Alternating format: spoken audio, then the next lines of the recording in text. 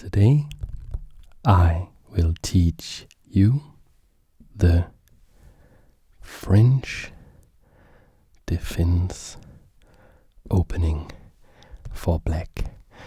This is the main line of the French defense, and I will teach you all the tips and tricks and tactics and strategies that you will use to great effect to crush your opponents. And here is a little quote from a French guy, the French defense, who knew a little something about strategy. Les hommes sont comme les chiffres, ils n'acquièrent de valeur que par leur position. That means that men or soldiers are like numbers. They only acquire their value through position. And in chess, we have different positions for the chessmen or ladies. And we also say that they have different worth. So the pawn is 1, the knight is 3, the bishop is 3, rook is 4, queen is 9. But this is all relative to the position. And here's a little ad en passant to keep it very chess friendly. So you noticed that quote in French by Napoleon. I am not a native French speaker, but I am being sponsored by Babbel. Babbel is helping me learn French. You can see the app here. So this is a little conversation they have made for me. So one is asking, Vous étiez heureux, n'est-ce pas? and then the reply is, Ah oui, quelle enfance géniale. and it's my job now to see if I can remember how to spell enfance, which is childhood, and it's a word I just learned in the previous lesson. So Babbel is basically just a fantastic way to learn a language. So if you want to learn a language, you are in luck, because you can get up to 60%, that's right, 60% off a Babbel subscription if you use the link that I have provided in the description to this video. I have two main reasons why I use Babbel. Number one is that it's just super easy to have these like bite-sized little pockets, little lectures where you can come in whenever it's convenient and just learn a little bit before we continue with our busy lives. And number two, well, I'm a gamer, as you may have guessed, and it just fits so perfectly for me that the app is interactive. There are all these like little games, little challenges that just keeps me engaged. So thanks to Babbel for sponsoring our French lesson here. Now, let's get back to the French defense. Let's actually go all the way back to the starting position. So I showed you this e4, e6, d4, and d5, and I said, okay, this is the French defense. But we want to make this easy, okay? I want to make it easy for you. So I'm going to simplify some things so you can understand what this opening is really about on a conceptual level. So we take all the moves back, and then I'll tell you the secret to the French defense. The secret to the French defense is that it is about the pawns, okay? It's about the pawns. And it's a great opening to learn because you will learn a lot about what we call pawn structures in chess and how to take advantage of different pawn structures. So let's do a thing here where we simplify the position. Let's get rid of all the non-pawn pieces. Okay, this is much simpler. You have the black pawns, not the black pieces. You're playing against the white pawns. And the most popular opening move is this pawn to e4. And the most popular response would be pawn to e5 symmetrical. But why are we in the French defense only playing pawn to e6, allowing d4, which is a dream scenario in a way for white, because there's these two center pawns, the center pawn duo, and they control all these squares? Well, it is because the French defense is a counterpunch strategy. So when we play pawn to d5, we have a protected pawn here, okay? And we are going to challenge this center by counter-punching it. The main idea is that you will see black advance this pawn, because capturing here doesn't really do much. We will look at it, but it really doesn't do much. This is the most common Trifund advantage. This is what you're going to see in almost all of the games. What is the point? Why did you give up all this space? Look, this guy is attacking here on your side of the board. Why did you allow that? Well, you can play pawn to c5 here, okay? And here really is the idea. This is a pawn structure. This pawn is currently undefended, and you're going to strike at the base of what we call the pawn chain. You can see you have 1, 2, 3 pawns here in a pawn chain. You're going to strike at the base of the pawn chain. Of course, you do have a bishop on this square here from the starting position, and that is why you can play this move without it just being captured. If they capture, you would be able to just come in with your bishop, develop a piece for free, and have even more control of the center. So let's get the bishop out of the game again. Just saying this simplified position, what is going on here. In this position, you are happy if they capture. You are happy if they defend with something like a knight. Sometimes, because you know they have a knight on this square.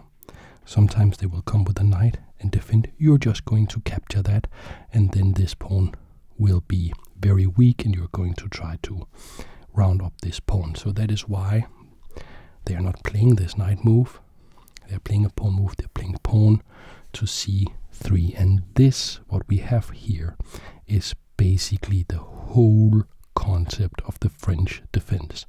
This particular setup we have going on here, it is the advance variation, because this pawn has advanced.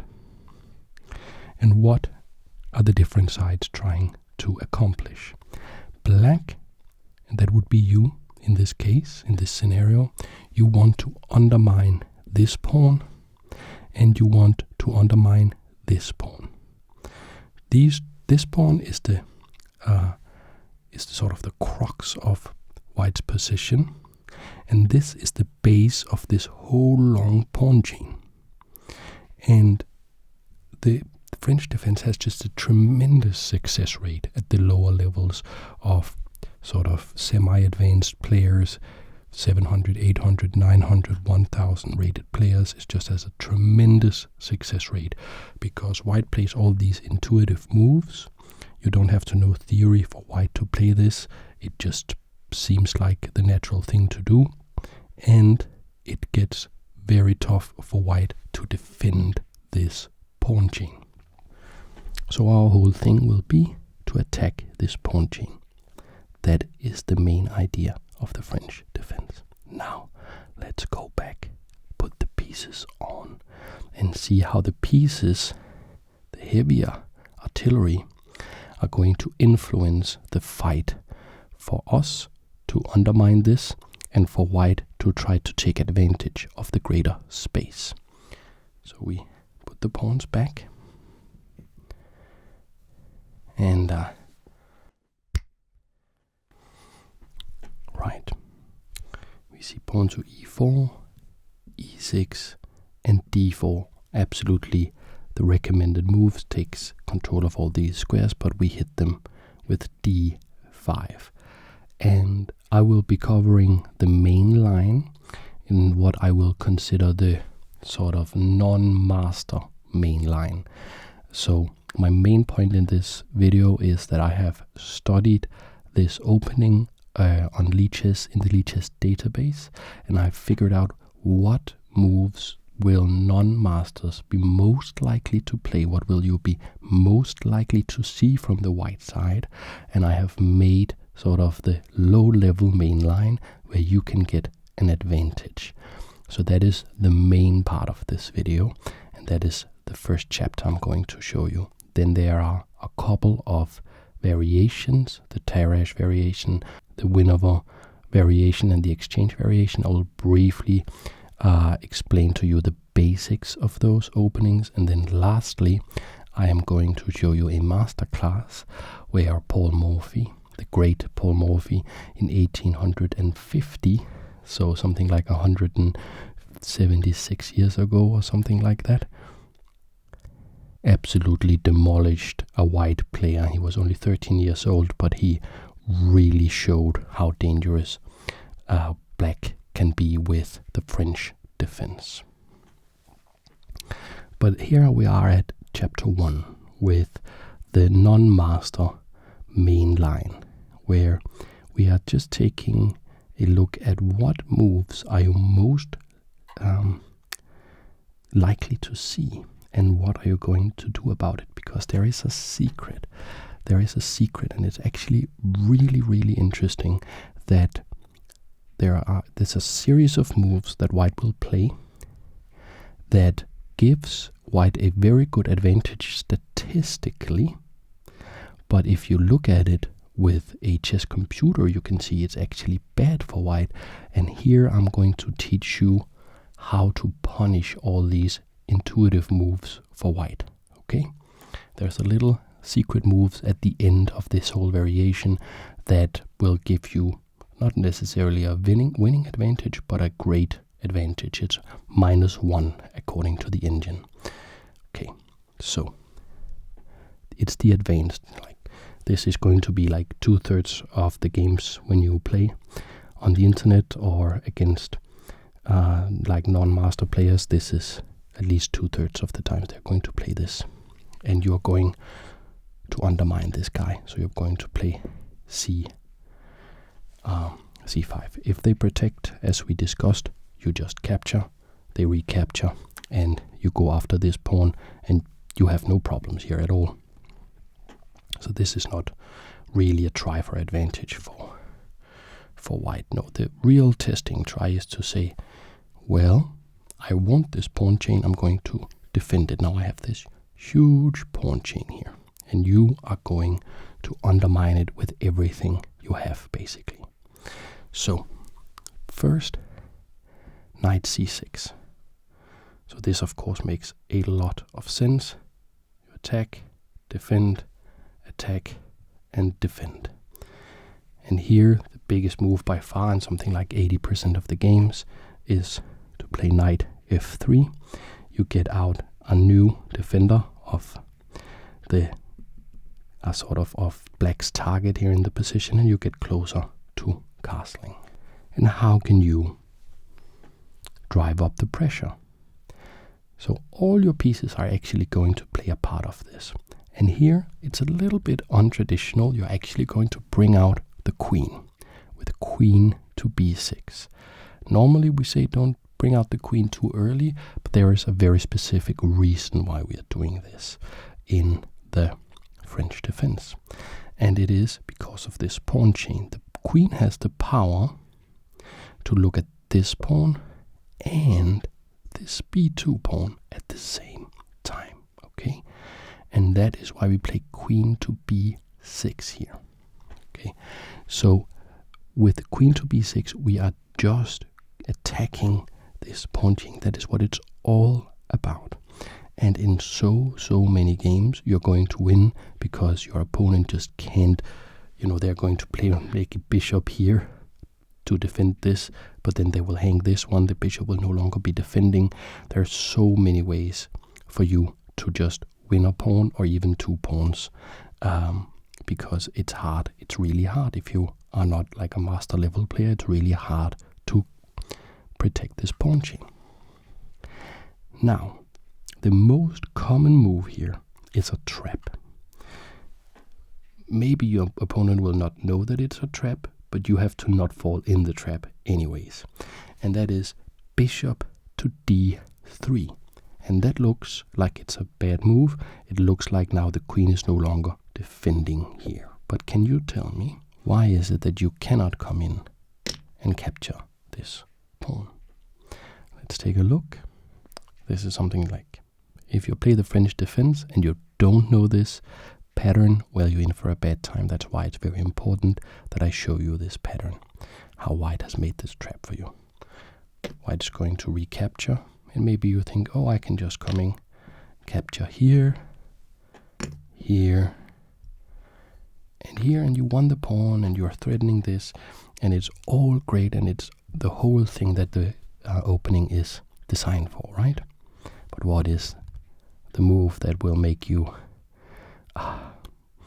lose faith in your position here? The move is this bishop check. So the queen was defending here all along, because this check must be respected. Something like this. You can even capture that check here. And what is the problem? The problem is the queen is en prise, as we say. En prise. It's a French word. It's a French language we're learning. It's a French defense. It's a whole little French thing we got going. Okay, so now we go back. Remember, repetition is the key in ignition to learn how to win in chess. Okay, so we go back. We repeat. So we can really let the knowledge of this opening seep in. So e4, e6, d4, d5. And here it's the advance, which is by far the most typical thing you're going to see, with pawn to e5, then c5 undermining, c3 defending, knight c6 attacking once again, knight f3 defending once again, and queen to b6 attacking once more. And here they play bishop d3. Now, you are not going to capture this, because we saw this whole discovered check and how you would lose your queen. And that explains the next move that you are going to play. The French bishop, it's what we call this light squared bishop here. It is behind its own pawns. And a little pro tip here, if you ever get the chance to trade this off for a minor piece, then it's very good, because this guy is sort of your worst piece. That is sort of the price you pay in the French defense, that this guy has a hard time coming out. Now the bishop is going to go to d7. Why? Because on d7 it blocks all these checks, and now you are threatening to come in and capture here. And very, very interestingly, the best move here is not what white is going to play. If you sort from the masters in the master database, they're not going to play the most popular move here. But most people who are not masters, which is 99.99% of people, will play castles as the biggest move. That's about half.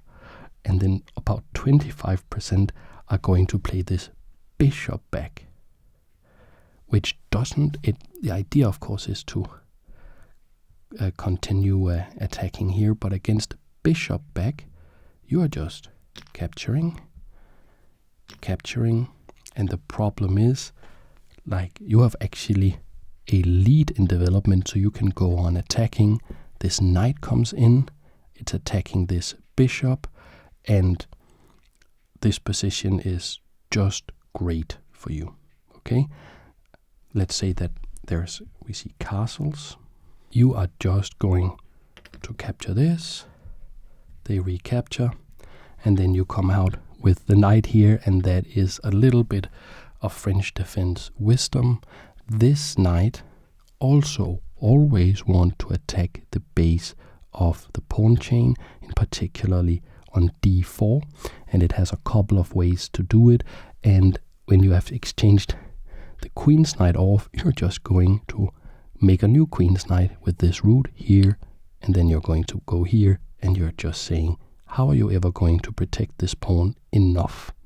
Okay, and you're just tying white down to the defense of this pawn. The other route, of course, for this knight could be something like here and here to attack this, or indeed here or here to attack this.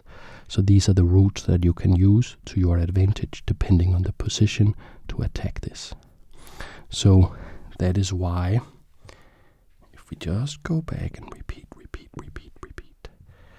because it's good to repeat. That is how we learn.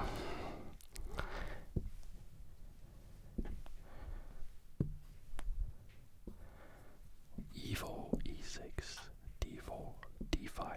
The advance with e5, c5, you know why. Undermining, defending, attacking, defending, attacking. So we are attacking a lot here with black, because we made them waste a move, in quotation marks. Of course, they do gain some advantage with moving this again, but they are moving the same piece twice, and that is giving us tempo, so we can be attacking. We just need to know what kind of attack we are doing, and the kind of attack we're doing is against b2 and against d4. We saw the trap here, so that is why we are playing bishop to d7, not capturing, and we just saw if they play this, which is like no master ever played that, but in this position like 20-25% of amateurs play this, and it's just bad, as we saw. And 50% of amateurs play castles. So this is why I call this sort of the non-master main line, because the games are so similar and you can gain an advantage with black here. What does this move fail to do? It fails to protect on d5. So c takes d, c takes d, knight takes d, knight takes d, all these exchanges, and queen takes. And you are now up a pawn. So this is very, very, very interesting, because if you look at the database, where we can see how many people had this position at the amateur level and how many games did they win, we can see that it's about 50-50 with a couple of draws, that white and black won. So it looks like the position should be equal. We will discuss why we could say that this position is equal even though black is up a pawn. But the thing is, if you turn on the engine and you ask the computer who is better here, it's going to say that black has a significant advantage. A significant advantage. You just need to know the magic move. Okay, you just need to know the magic move. And what is the magic move? I will tell you. You can see a couple of different things here. You are attacking this. And so you could see something like queen defending it, or rook defending it, or you could see white saying you can actually have this pawn. It's not a problem for me because I'm going to play this knight out and I'm going to utilize, and this is the most popular move, by the way, and I'm going to utilize, is what they're saying, the classic blunder that black has made here. And the classic blunder is to get the queen out too early and not get the rest of the forces home in time. But white is wrong. This is not a classic blunder. It just looks like it. But if you know the magic move here, then white is not going to be able to exploit this exposed queen, because it's actually not exposed, it just looks like it, and there's no way to take advantage of white's lead in development. Why? Because white doesn't control the center, so black has time to move this guy and get castled. And then you're just going to be upper pawn and have a great position. So what is the magic move? I can tell you that it's not coming in and capturing here. We're not wasting time like that. We are going to play the ultra subtle pawn to a6. And why would that be?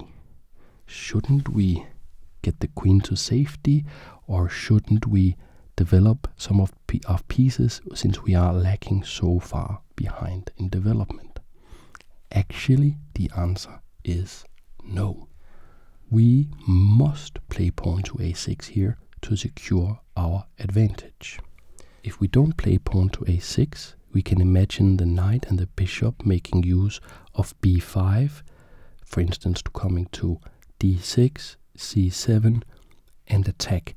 This square is critical because this entryway here into our king, that is the only way that white can realistically enter our position. And by playing a6, we're saying that's just not going to happen.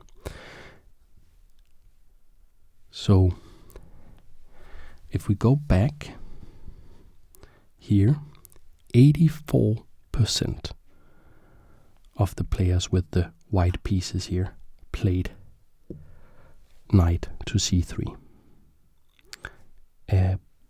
The non-master players. And statistically, white is very happy. They are going to win 60% of the games here, because black doesn't know the magic move. Here, black usually takes here. Maybe white has seen this many times, and they are just very comfortable attacking this queen, chasing it around and gaining a huge advantage. But if you just play a6, that all falls away. It all falls away.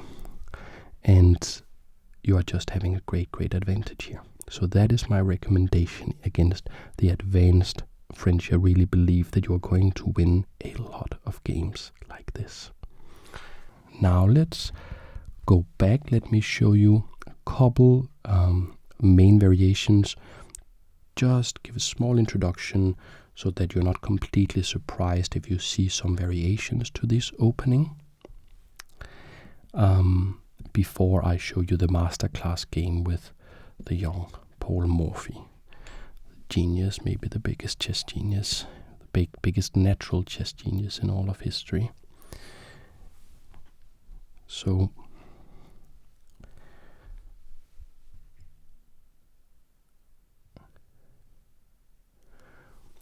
the first thing is there's something called the exchange variation. e6, e5, e6, d4, and d5. And here, white can actually just come in and capture this. And this is really not something that you should be afraid of. So interestingly, you're just going to recapture. And now it's very easy what to do, because you just mirror everything that white is doing. So knight out, bishop out, castles, and this is a super dry position. At the master level, 99% of the games are draws. Okay, they end in draws. At the non-master level, black surprisingly wins just a smidge more than white does. So even though it's symmetrical, and even though white still has the move, black actually does a little better. And it's not particular drawish, by the way, at the amateur level, because at some point white is going to make a mistake. You are also going to mirror the castle here. These are sort of the most intuitive moves for white, and they are the ones that are the most popular. They are the ones that you're going to see the most often, and you're just going to mirror. So the most popular move is pin with the bishop, pin, c3, c6, and only thing you really need to know is that if they try to kick your bishop, which is the most popular move in this position, you are not going to try to kick their bishop. You're going to break the symmetry and drop the bishop back. And black has, first of all, no problems at all.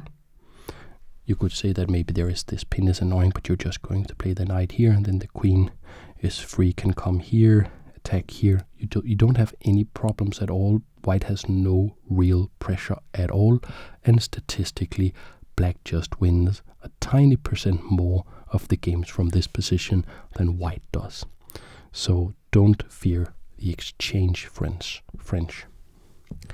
Okay, we go back again.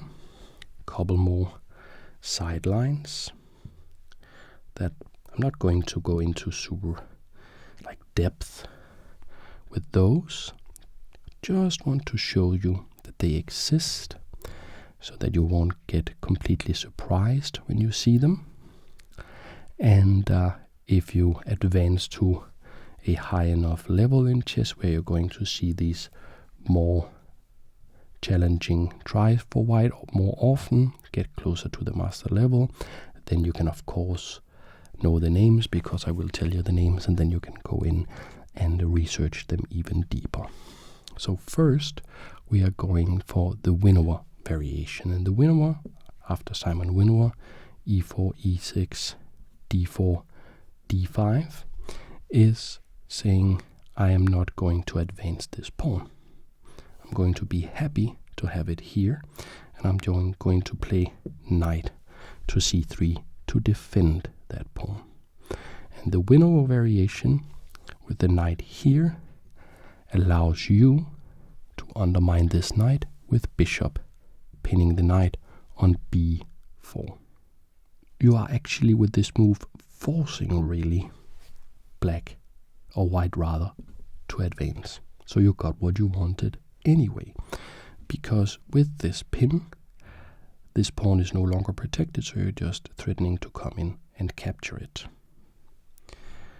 Of course, if they try to defend something like this, just going to capture it anyways, and takes. And in a lot of these structures there is a magic move, and it is queen check, and that's basically going to be game over. Why? Well, if the king moves, then it's just going to capture here and then going to capture here, and it's your up material, and the king can't castle, and it's pretty easy. And if they do this, it's even worse.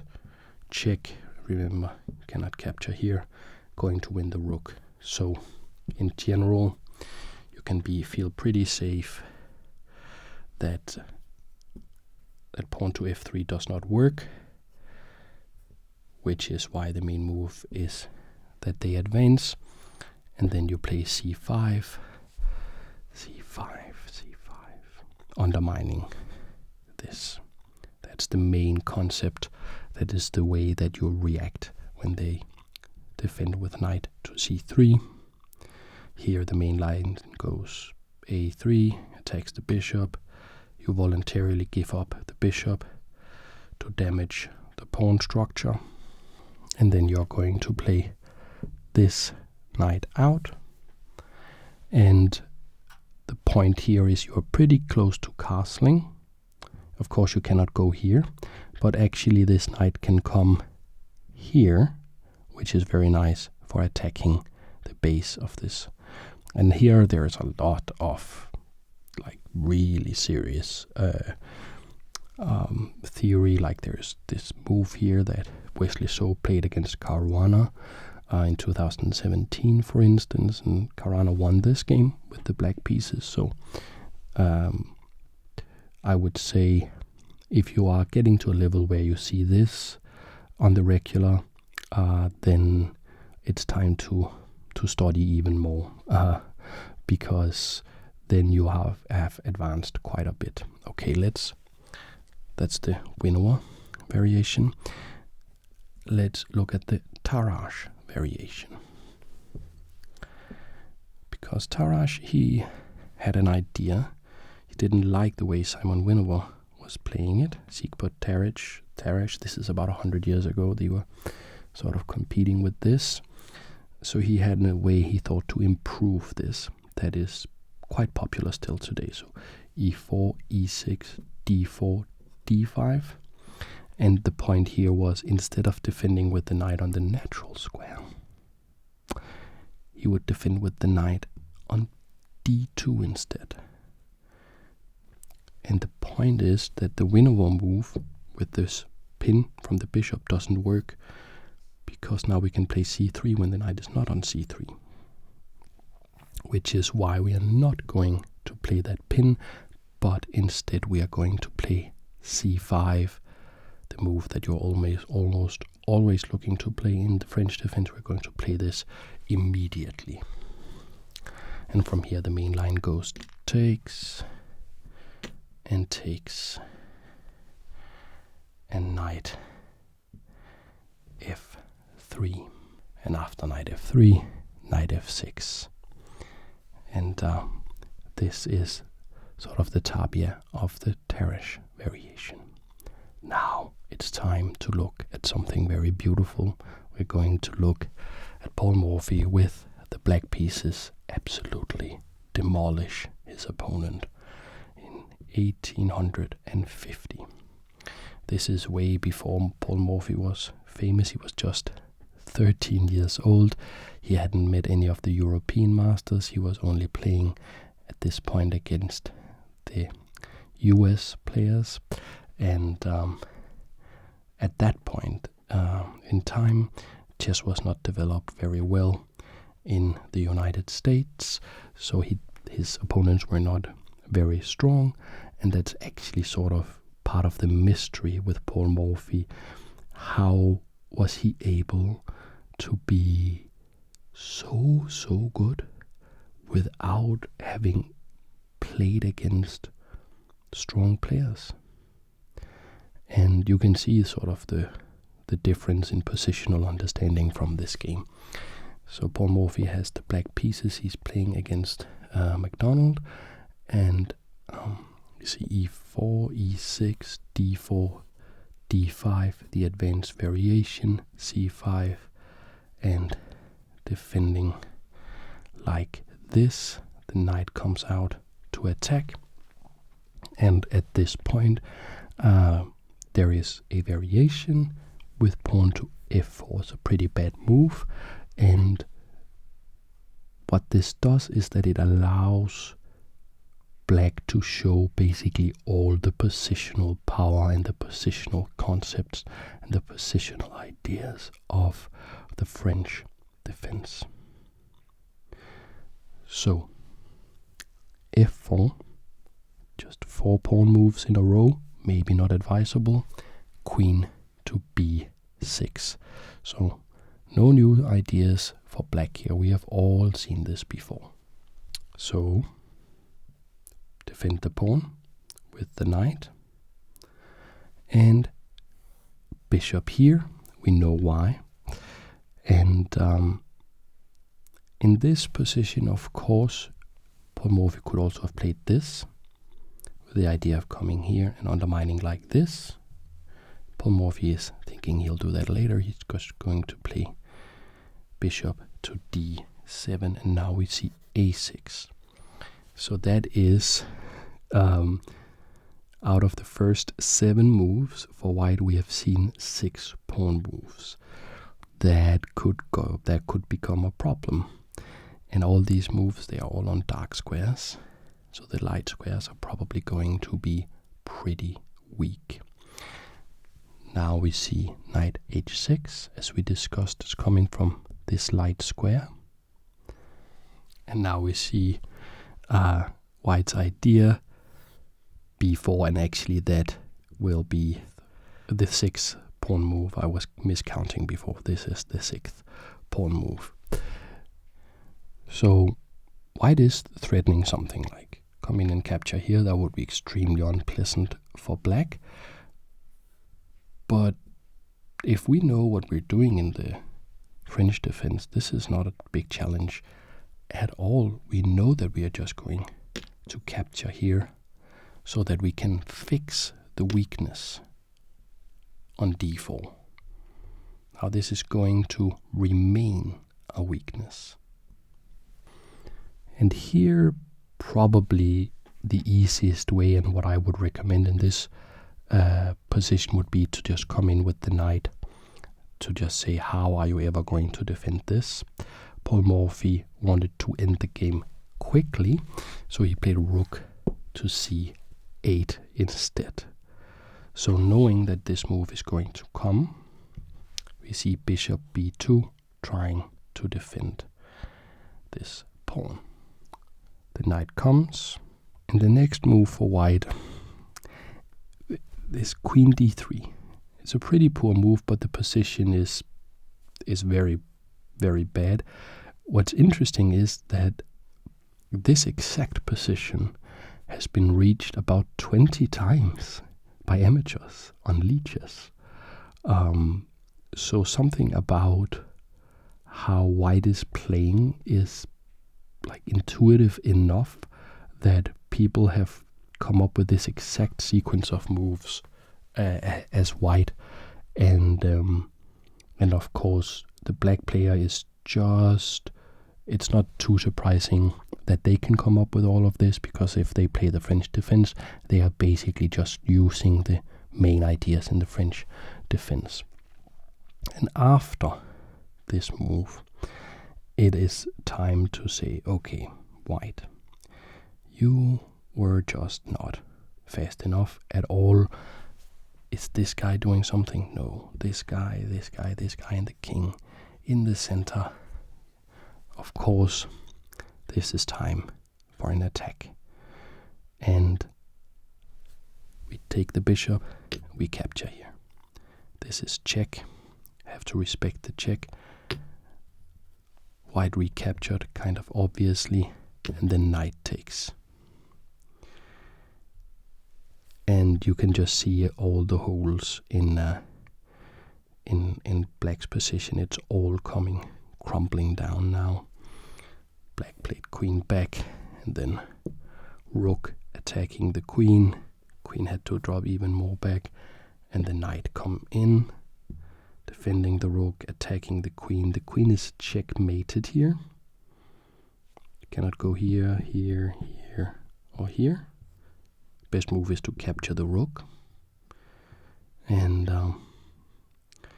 rather than facing something like takes and check and exposing this queen, this bishop to the queen, exposing this rook to the knight, the king having to move rather than just being completely and utterly annihilated like that, white chose to resign that game. And that is my intro to the French defense. I hope that you liked it. I hope that I will see you in the next video. Thank you very much for watching. I hope I will see you in